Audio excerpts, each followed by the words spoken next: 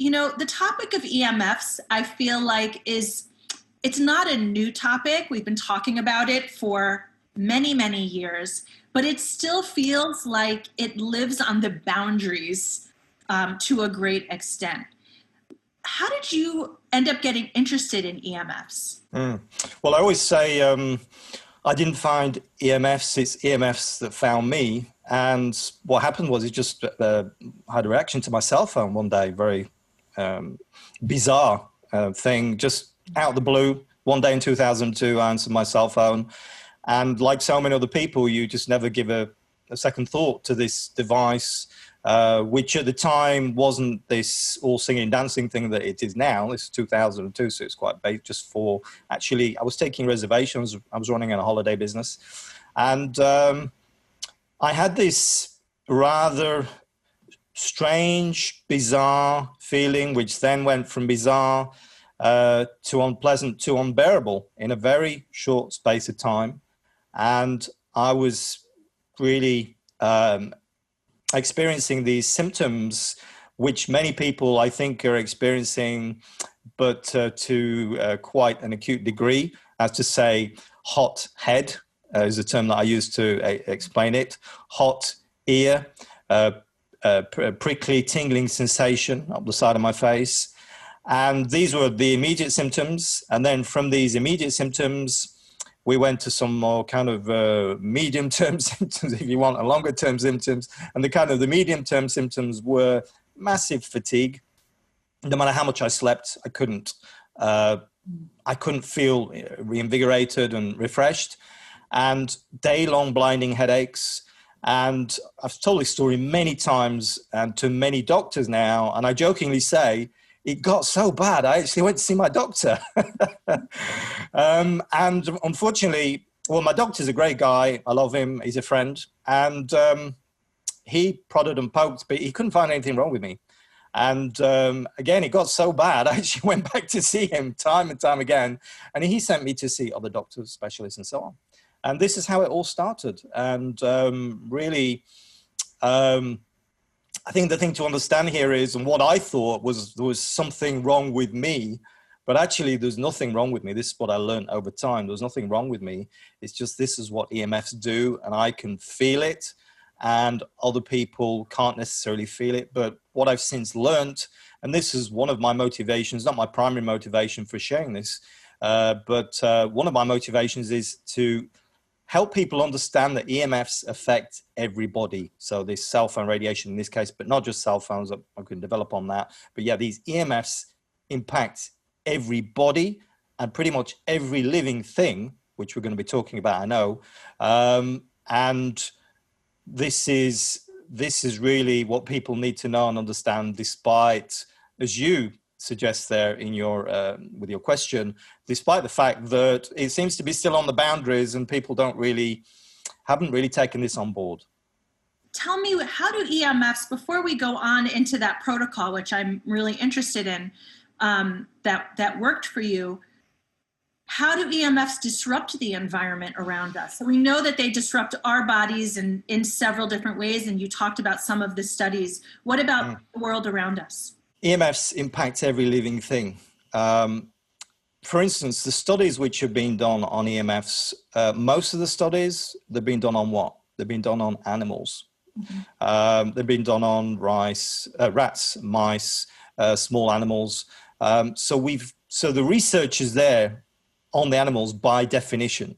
EMFs are impacting insects, particularly the 5G. There's some research on that because of, again, this antenna effect. It's all about the length of the wings or whatever, and that certain insects are more impacted by certain frequencies than others.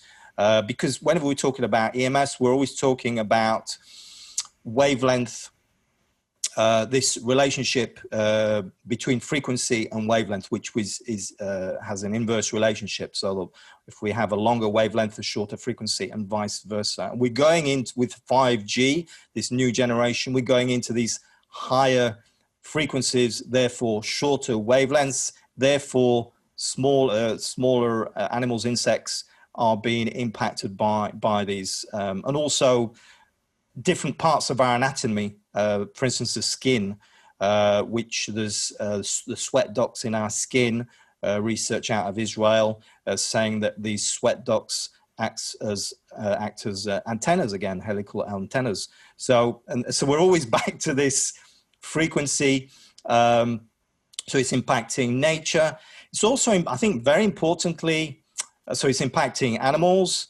It's impacting plants. There are some studies on this, not that much, but there are some studies on how it's impacting trees and plants and seeds, seed growth, bacteria. So looking at a very small level, how EMFs stimulate bad bacteria and impede the growth of good bacteria. And we can even see that on the microbiome level. There's so much information flying around EMFs. It feels like such a big thing to tackle, you know? And I think most people don't really realize the extent to which we're all bathing in these, you know, not I think people don't recognize the extent to which we ourselves are bathing in it, and, you know, it's affecting our outer terrain, right? Our inner terrain and our outer terrain. And so, and I think that people are concerned, but a lot of times it gets brushed under the rug, both by, you know, government, as you said, and by us, because we want to have our cell phones. So, you know, you educate people about this, and you also help them understand how to tackle the issue of understanding that whether they're having exposures, what kind of exposures, and how to, you know, how to limit those exposures, right? Because it's pretty impossible to totally, you know, to eliminate exposure. It is impossible to eliminate these exposures, but there are many ways that we can mitigate these exposures. And so people kind of thinking, that's the common one, is cell towers everywhere, neighbors got Wi-Fi, everybody's got Wi-Fi, there's Wi-Fi at work, what's the point? Yeah. There is a point. There is a point. And one of the points is that distance is your friend, we say, in the EMF world. And what that means is these particularly so what we're talking about here, when we say wireless, let's stop calling it wireless, let's call it what it really is. Radio, frequency, microwave radiation. Microwave, yeah, you've heard that before? Yeah, of course. Microwave oven. You know what a microwave oven does to your food? It actually excites the molecules, it makes them heat. You know what? Wi-Fi, for instance, works at exactly the same frequency as your microwave oven. If you have one, I hope you don't. 2.4 gigahertz. So it's radio frequency, microwave radiation. This is what really is enabling these devices to work. And this radio frequency microwave radiation falls off very quickly because it's on a non-linear curve. It falls off exponentially. So that's to say, even your cell phone, for instance, moving your cell phone a few millimeters from your head can reduce your exposure thousands of times. Yes, thousands of times. I've not measured it, but this has been measured in laboratories. And so not just your cell phone, your Wi-Fi, all these devices which you have, which are wireless, then this is the thing to understand is to gain distance between you and the device. And this is a really important foundational principle of EMF protection, is this, the distance is your friend, and to put as much distance between you and the device. Sometimes you can't. If it's a cell tower and you live here and the cell tower's there, then you can't. Then there are other techniques which I can explain, like shielding. But yeah, so there's always something to be done.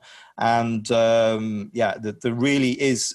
So, you know, I wrote a book literally there are hundreds of solutions in this book, hundreds of solutions, hundreds of ways of mitigating these exposures, science-based.